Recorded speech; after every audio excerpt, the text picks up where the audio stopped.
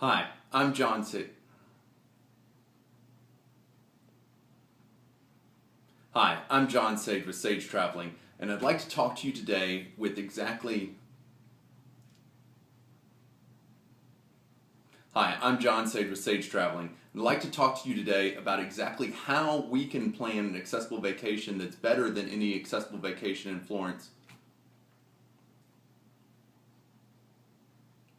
Hi, I'm John Sage with Sage Traveling, and I'd like to talk with you today about how we can plan an accessible Florence vacation that's better than any Florence vacation that you could plan on your own. We have a whole lot of experience there. I've been to Florence multiple times researching accessibility, and we know all the tips and tricks that someone visiting Florence with a disability would need to know to have a great time there. One of the things that's included in our trip planning services is our Sage Accessibility Guide, and this is customized for each destination and for each client. In addition to the Sage Accessibility Guide, you'll also receive pre-trip accessibility consultations so that we can customize the trip to what you want to do and to your abilities, accessible hotel recommendations, and emergency assistance during your trip in case something goes wrong. There's all sorts of things that can go wrong during your trip. The Sage Accessibility Guide is what I want to talk to you about today. This is a Sage Accessibility Guide that we prepared for a previous client, and it has a wealth of information in here. You could spend a long time searching the internet for accessibility information on Florence, and you would only find about half of the stuff in here. Additionally, this has a whole lot of the photographs and the maps and aerial images and all sorts of stuff that I put in here to make it really user-friendly. So it's not just a few paragraphs of text describing a tourist attraction. It has everything you need to know, and you can really visualize and see what it looks like before you get there.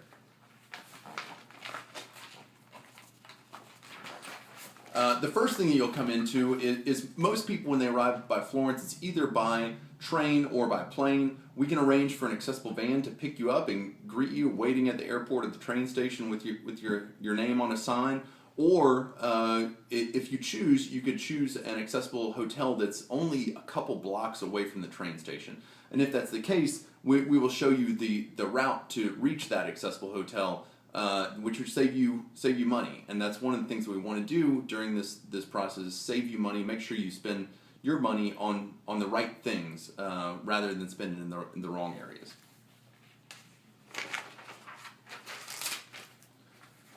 In the Sage Accessibility Guide, I explain what your options are for accessible daily itineraries. So this option is one of a few that are listed in the Sage Accessibility Guide. And in this case, for instance, on day 2, you would visit the Accademia, which is where Michelangelo's David statue is located.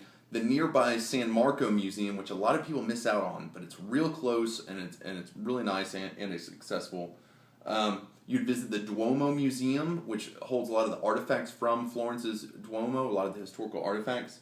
Santa Maria Novella Church, which again another place that's overlooked by a lot of people that they just flock to David's Michelangelo and they just flock to the Uffizi Gallery, but a lot of people miss out on that.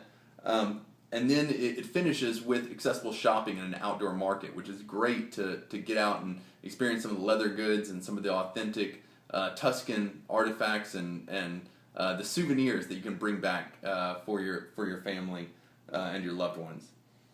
In this instance, I have it's step by step explaining what exactly you need to do, where you need to go, how long you need to spend at each place. It also includes maps showing the accessible routes between the tourist attractions. So this one is 200 meters, the accessible route from the Accademia to San Marco. It's very clear to see. I know in this video you can't see it as well, but once you receive this, it'll be very clear for you to see how to get between these tourist attractions. Again, more maps from this example of day 2, going from the Duomo Museum over to Santa Maria Novella Church. There really are a whole lot of things to see here, and we make sure that try to make sure you don't miss any of them. Florence is generally a walking or rolling city. I've heard people that complain about the cobblestones and they say they have a terrible time. They really haven't planned it right. Unfortunately, a lot of people kind of wait until they get there, and then they say, I'll figure out the accessibility then, and they end up frustrated during their visit. And it doesn't need to be like that. We've had numerous people that have told us that Florence was the highlight of their trip, and Florence is absolutely one of my favorite cities. So public transportation is an option in some instances, and we provide everything you need to know about that, including the photos of wheelchair ramps on buses where they exist, the tram, and tell you where you might be able to use that to make your visit easier.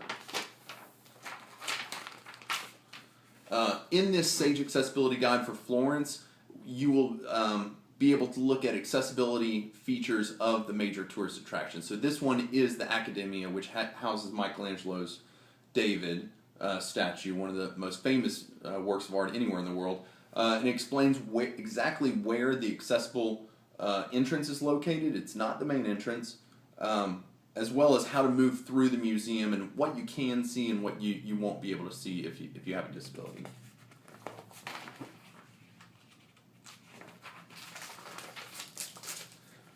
And as I mentioned before, people go to the Uffizi Gallery and they go to the Accademia. That's what everybody's heard of. But Florence offers so much more than that. One of the attractions here, just to show you an example that a lot of people miss, is the Pitti Palace, which is just located across the river, and a lot of people don't bother to cross the Ponte Vecchio and go across the river. But the Pitti Palace is wonderful, and it doesn't take too long, and it's not far away, and everybody should visit it. We include maps and aerial images showing exactly where the Ponte Vecchio is located, how you will approach this building, where the approach is. It's actually up a steep driveway shown here, and where the ticket window is located and where the elevators are located. Everything you need to know about the Pitti Palace to visit it with a disability is included in your Sage Accessibility Guide. Now, who could go to Florence and not experience some Tuscan cuisine?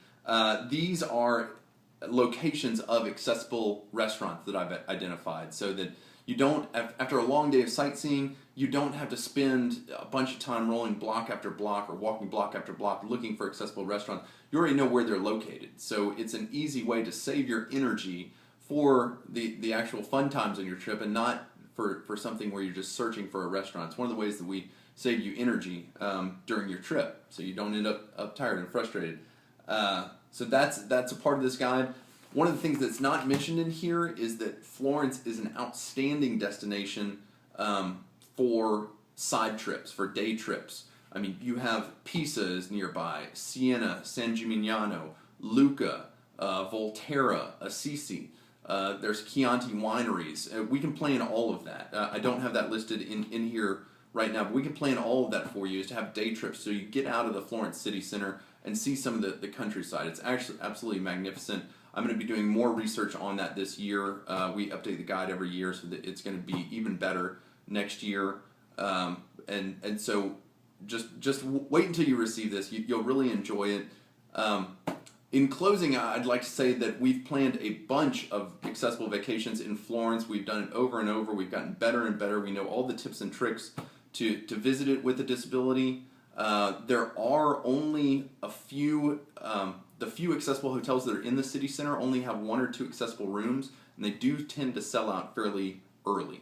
So I would encourage you, as soon as you've seen this video, to contact us, and we're ready to start planning your accessible vacation to Florence right now. We've got people, we've got multiple accessible travel consultants that are manning the emails and the phones and ready to hear from you. We look forward to helping you with your accessible Florence vacation.